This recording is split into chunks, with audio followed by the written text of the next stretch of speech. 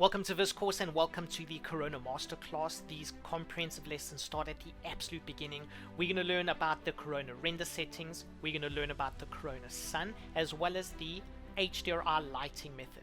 From there, we're going to learn artificial lights, the Corona IES lights, Corona camera settings, basic materials such as wood, glass, plastic, bricks and fabrics. From there, advanced materials using the layered, the Multimap, RaySwitch materials. And then we're going to learn about the Corona scatter, displacement maps, modifiers, Caustics, as well as how to use the Corona Proxy system and the Corona Decals. Volumetric lighting, the all-important Corona Lightmix, and finally we will learn how to set up an interior lighting as well as the exterior lighting setup.